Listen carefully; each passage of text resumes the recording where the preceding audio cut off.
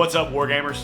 Welcome back to World of Wargaming. I'm Isaiah. Today, we are digging into the dark, doom, magic world of Forbidden Psalm. Now, as this is the first game we're playing on camera together, we're going to take it nice and slow. So this video might be a little bit long. I'm going to try, as always, I try to keep it between that 20 to 30 minute mark, although sometimes things just take longer to play and film. So welcome, hang out, let's figure out this new game together. As always, I'm still learning as well, so if I make mistakes and you know better, help me out in the comments with a page number and like where I can find it, because you telling me plus me reading it gives me a better chance of holding on to the information. Now, before we jump into this wonderfully dark world, let's take a moment and talk about whether or not you've considered hitting the like, subscribe, and bell notifications for me. Yeah, if you can do that, that would be great. Helps me out, helps you out. If you're considering any other ways to potentially support the channel and keep this ball rolling, feel free to check out the links to Patreon and Redbubble in the description. And let's get into this game of Forbidden Psalm.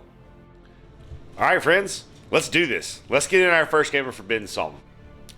Okay, so we got our 2x2, our rule book, our polyhedrals, our warband sheet with our models, some measuring devices, a round counter, and some starting terrain. Now, I've also got these, and I want to talk about these for a second. I got these from Exalted Funeral.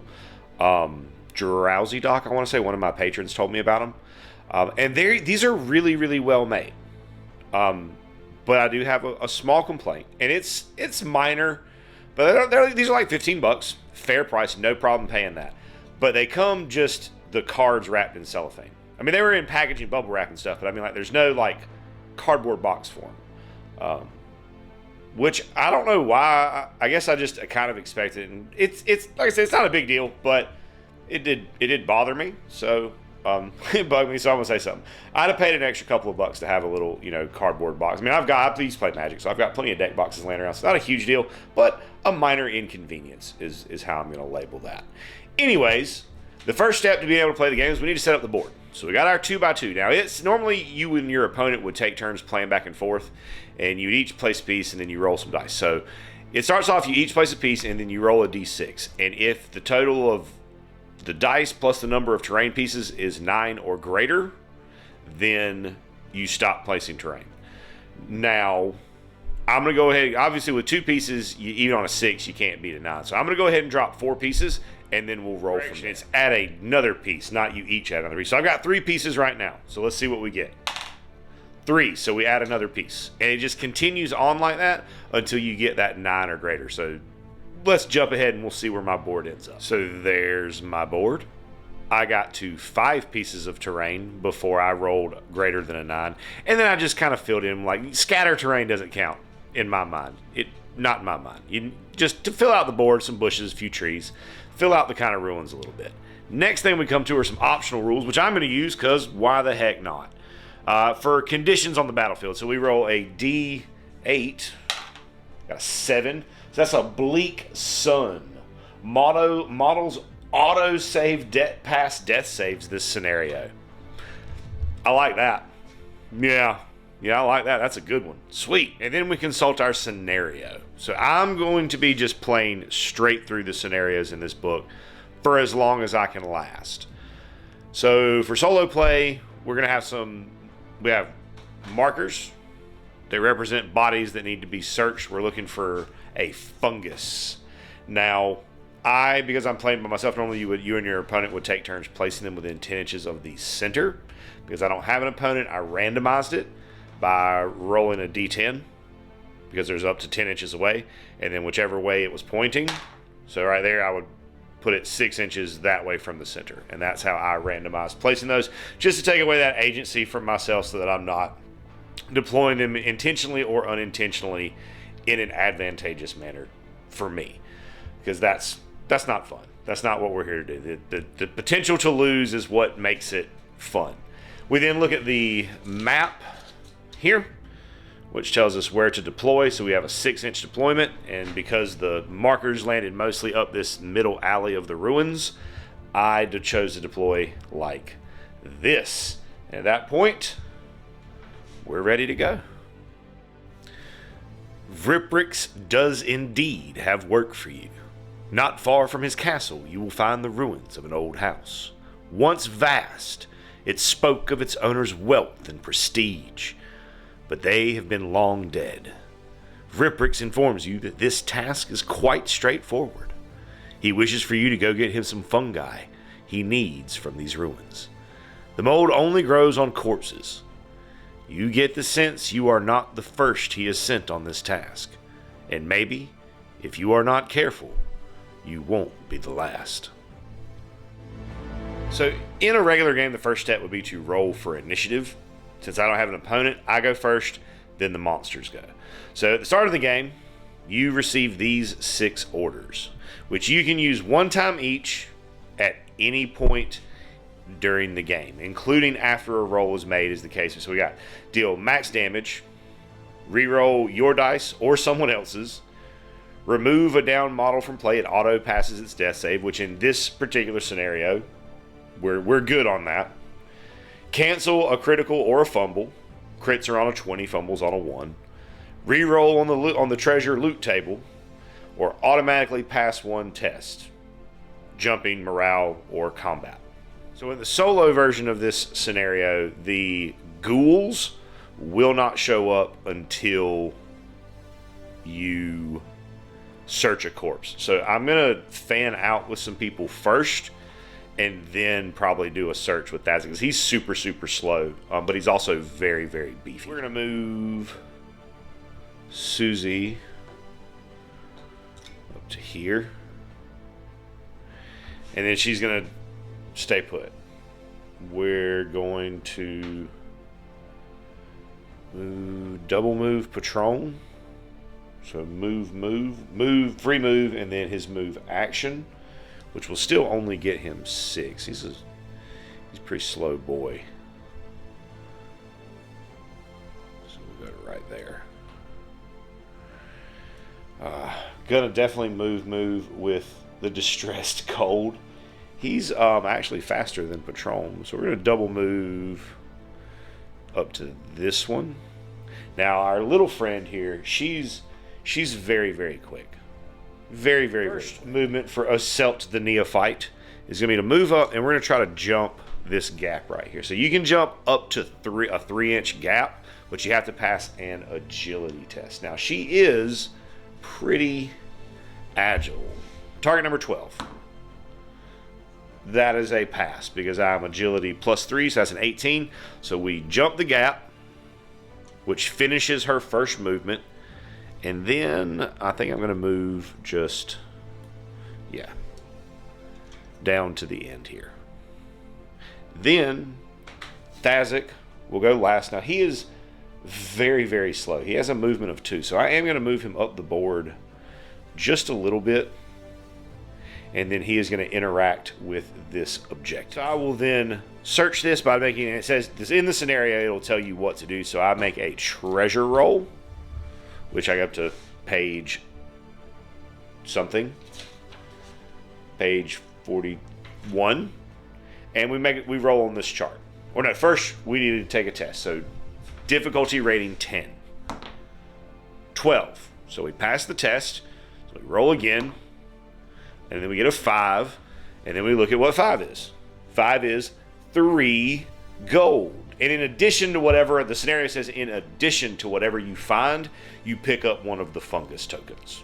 We also get our first disemboweled ghoul. So, on a 1 to 3, it comes in on the left. On a 4 to 6, it comes in on the right. 2, so it'll come in on this side. All right, so in games that have things where you're randomly spawning, it's like kind of a whole table edge that they spawn in, I like to randomize. And in this situation, that's how I'm going to do it. This is how I'm going to do it. The spawn zone is 12 inches because it doesn't include 24-inch board minus 6 for each deployment. It's a 12-inch.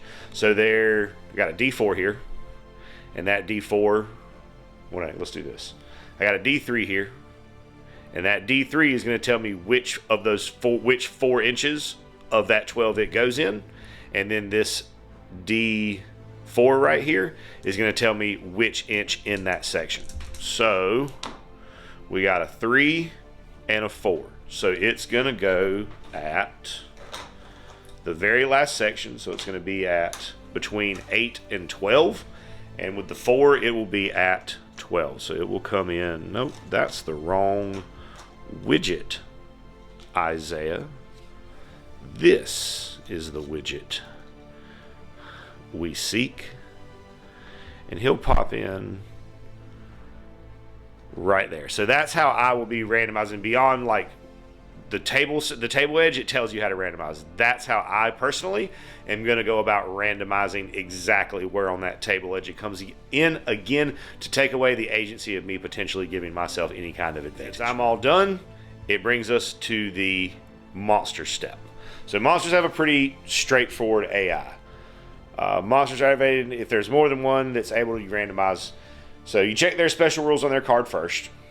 Then you check to see if the monster can see any other model that is not the same model as it. Now this guy, just where he is, cannot see anything. He's got this bush that kind of blocks him there, and he can't quite see her because she's short above the thing.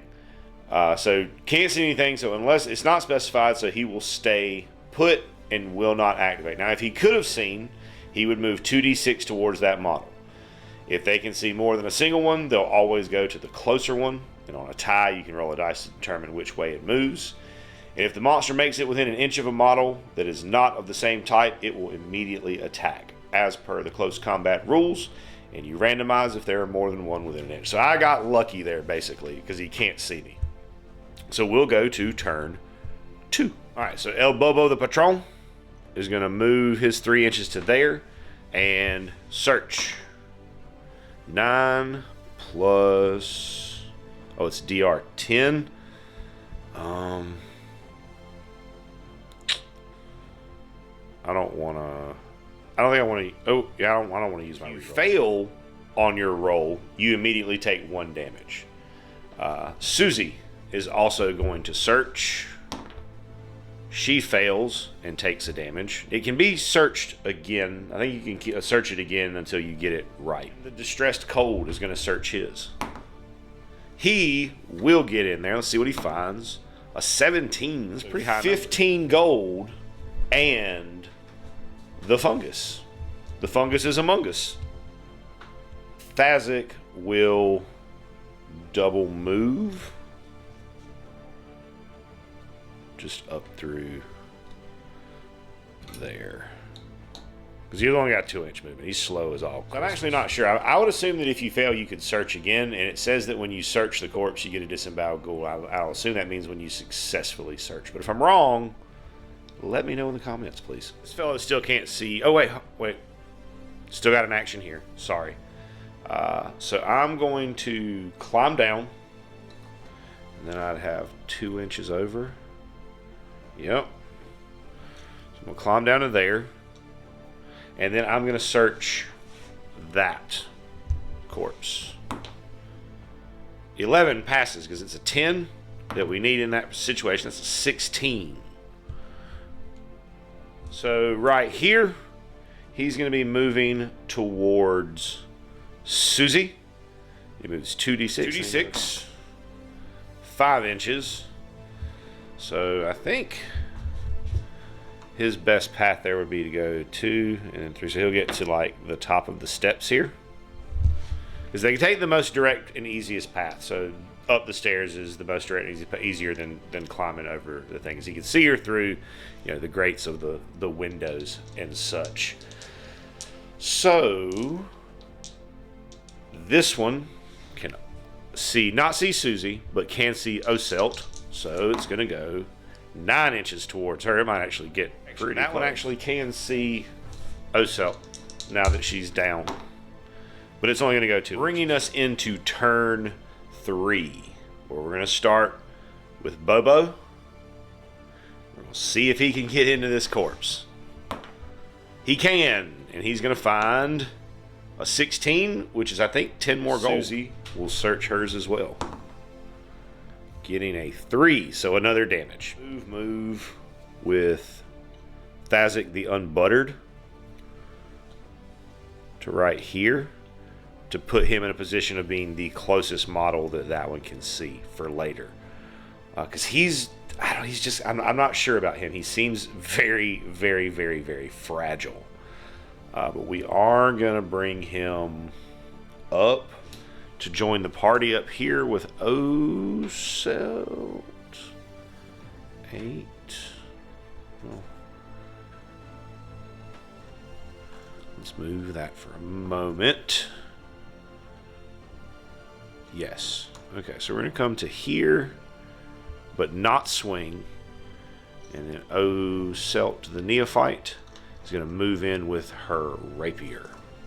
As with other things in the game, it is a target number of 12 plus the modifier on the weapon. For a rapier, that modifier is my agility. I'm going to blow an omen right there to re-roll that. Hits. And then it does a D6 worth of damage, I believe. A D6 of damage. 2 damage. And then they can potentially hit me back, but they are at a -3 to do so. Do not hit me back. Sweet. I do no damage there because the disemboweled ghoul has an armor of 2. So we go to, that's it. That's it for me. So we'll go to monsters. We'll start with the one that's already engaged. And we randomize on an even. It will attack Ocelt. Odd. It will attack the distressed cold. So let's see if he hits. He does not hit.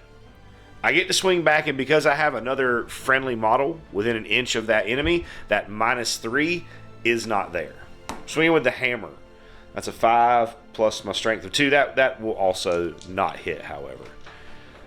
This ghoul, gonna move closer. 10 inches. That will get him to right there. And it will attack. Does not hit. I get to swing back. Do not hit. Okay, I didn't deal damage, but also didn't get hurt, so I can live with that. This one, gonna come flying at him. 4 inches.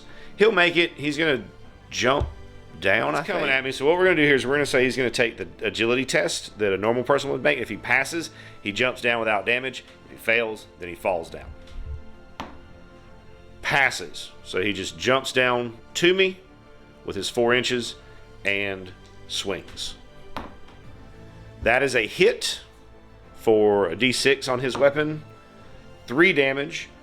And I have medium armor on Thasik, which I think is armor 2. Armor 2, so I take 1 there. And then I'm going to swing back with my Warhammer.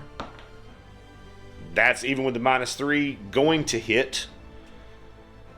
We got a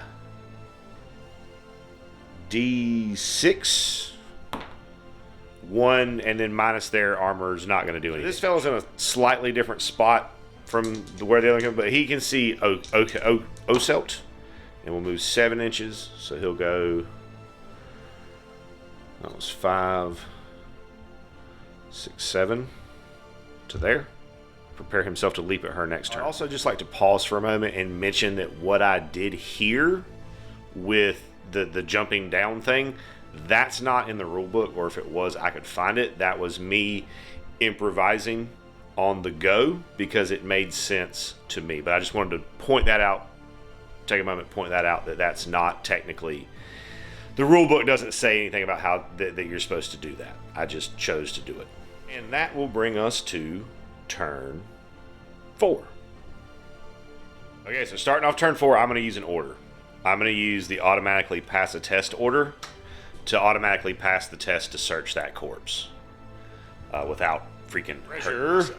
Getting a 17, which is another 15 gold and a fungus. Man, I'm getting rich off of this. However, she cannot carry the fungus because she doesn't have enough equipment slots because of her negative strength modifier.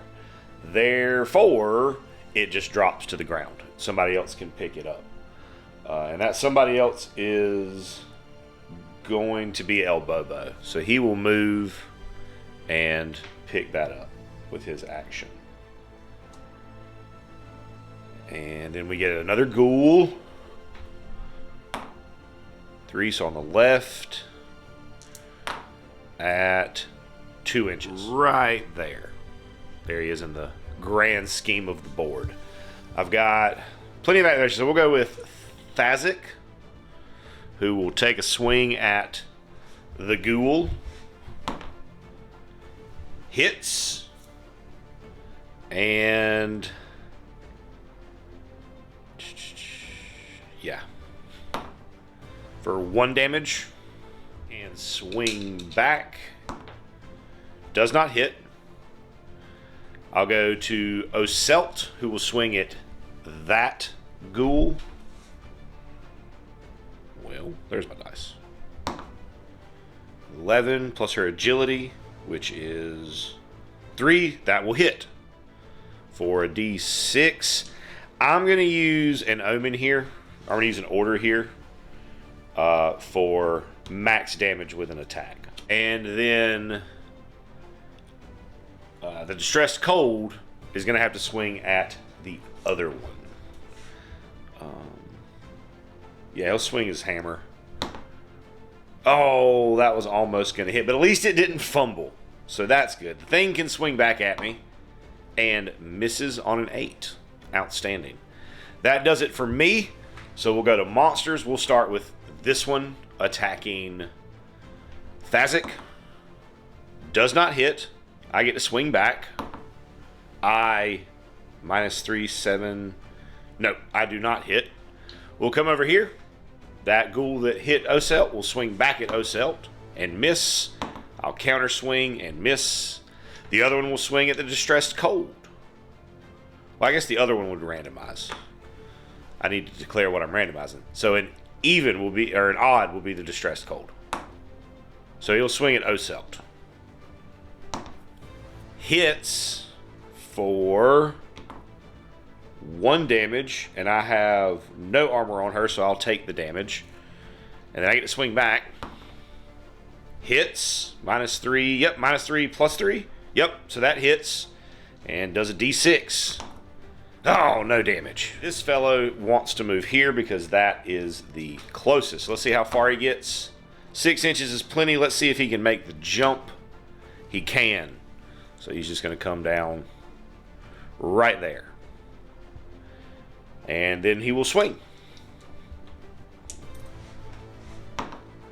Hits for 2 damage because of my armor. Ghoul will move 9 inches towards Oselt and the Distressed Cold. Bringing it to turn 5, my activation. So Bobo gonna move.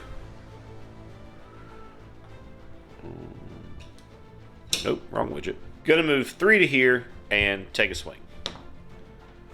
That will miss. He can swing back. That will miss. Okay. Thazik gonna swing at the one that he's already hurt a little bit. Hits for, in the tray, 2 damage. I'll take it after their armor. Thing can swing back at me. Misses.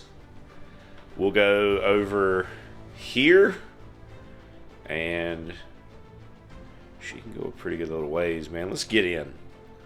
She's gonna get in there. Sorry about the confusion. It's because when I made the list, I accidentally gave her too much equipment. She wasn't allowed to have as many things as I had on her, so I had to shuffle things around.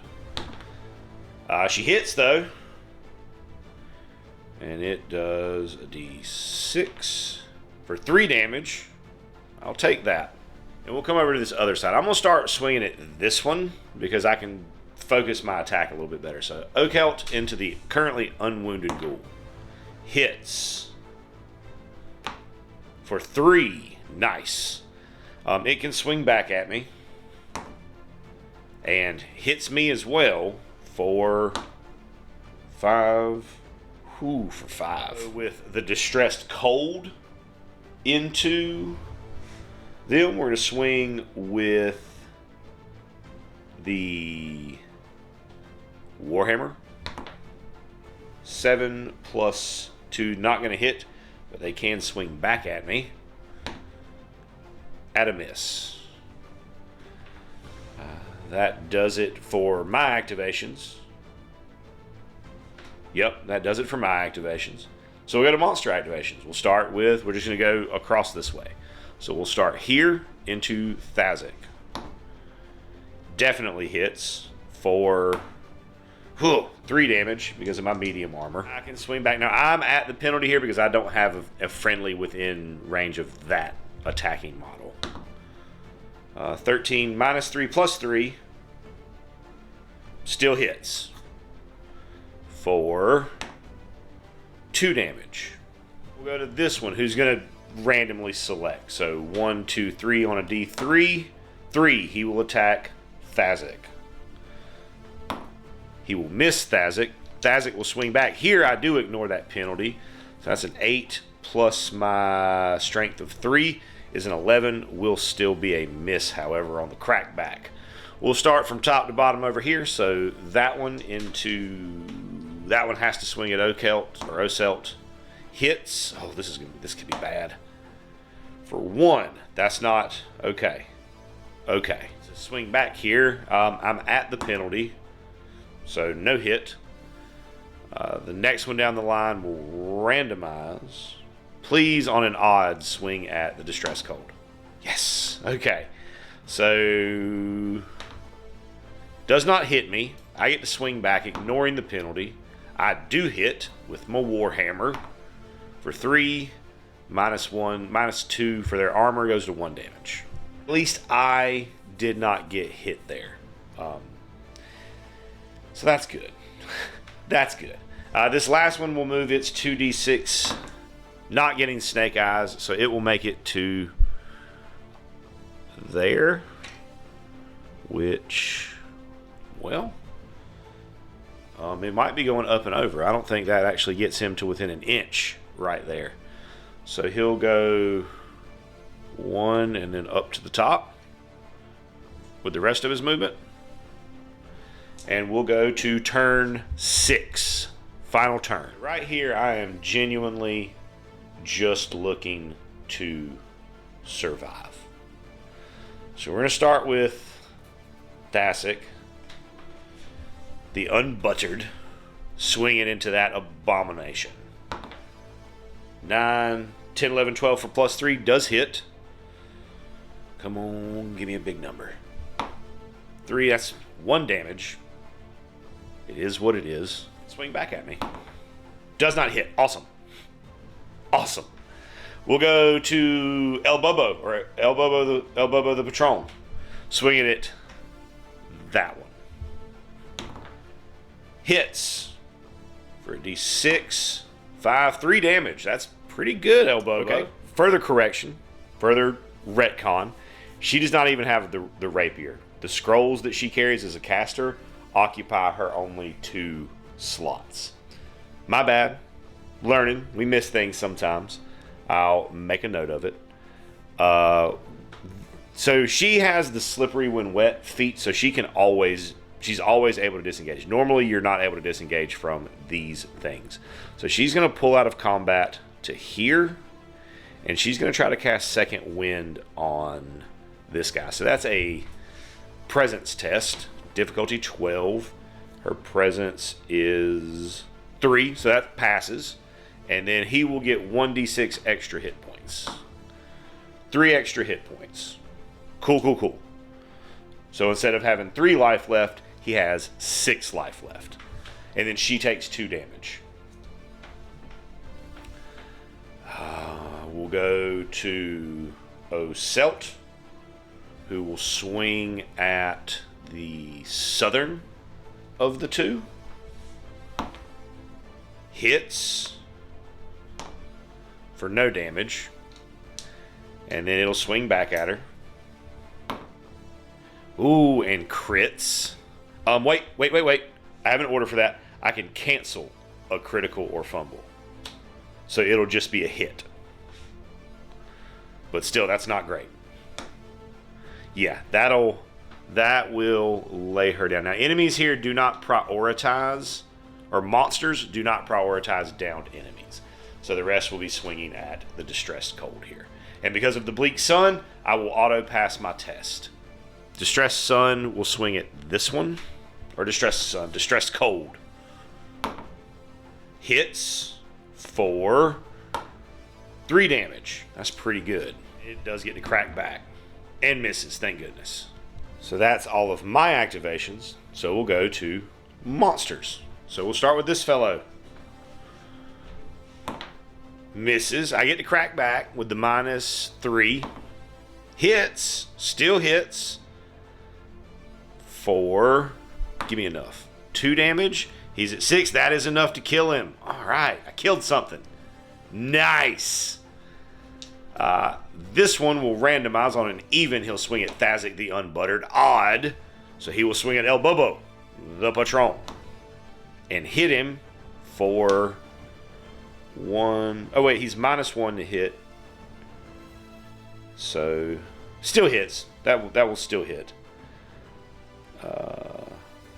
And for 2 damage, because he has a light on. Come to here, where we're going to attack. We'll start with this one, because he's already in range. Attacking the Distressed Cold. Misses. I get to swing back, and I miss. The other one, on a 2d6, it can't not get to me.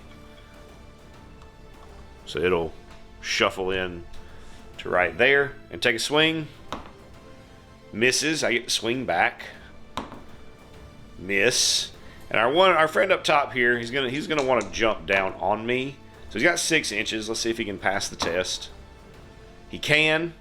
So he's gonna jump down to right there behind me and try to punch me in the back. He will hit for 3 +1 because I have brittle bones, -1 for my light armor, so 3 damage. I get to crack back at him. No, that'll be a miss because I'm -3 and only +2. So that is a miss, and that will be the end of turn 6, which will be the end of the game. Really fun, really fast game. I did have some mistakes in my list building. I apologize for that. I've got it sorted out now. I missed it. I apologize. I will try to correct it in the other video best I can. So let's get into some post-game. The Bleak Sun, Osel automatically passes her death save. However, she does have to roll for an injury. So it's a D8, 7. We get a missing eye. Max range for all attacks and abilities is reduced to 3 inches. Number 7. So from there, we go to XP. So I'll get 1 XP for killing a monster, for the monster I killed. I'll get 5 XP for the treasure I collected. I'll get 1 XP because at least 1 member survived. Nothing there. I'll get 1 XP for passing a death save because even though it's an auto pass, I'm pretty sure I still get credit there. And didn't have anybody who died. So that gives me 1, 6, 7, 8 XP, and I can spend 5 to do something. So I'm going to take a look at this. I'm going to spend the 5 to increase a party member's ability, and I'm going to increase Susie's strength by 1 to -2. That way I can carry the rapier, and at that point, that issue is sorted out. Also, Vripix is going to buy the fungus that I have. I have 5 fungus, and he will buy them at 2 gold a piece, so that'll be 10 more gold into my stash. I'm doing some shopping with Vripix. I'm not going to deal with the merchant right now, which is another option you have. He sells things for a little bit less. He pays a little bit more, but there's a chance that somebody could lose a limb and that Vripix or the merchant will stop dealing with you over time. So in the beginning, I'm just going to hold off on that. I've got plenty of money right now from that first mission. I rolled really well for finding that. So everybody's getting a backpack, which sorts out a lot of my equipment options that I had, or problems that I had there. And everybody's getting, I said everybody's getting a backpack. Sorry. Thazak is moving his Warhammer to the stash and getting a great axe. Because he's got the strength for it. It's a D10 instead of a D6. And on a crit, it will destroy their shield and deal damage. So it's pretty sweet. And that's going to do it for our first game of Forbidden Psalms. Again, if I messed up, let me know in the comments. Let me know a page number so I can find it and help commit it to memory. But I think I got most of it right, other than the debacle with my equipment being jacked up. Again, I apologize for that. Thanks for stopping by, hanging out. I hope you have an absolutely amazing rest of your day.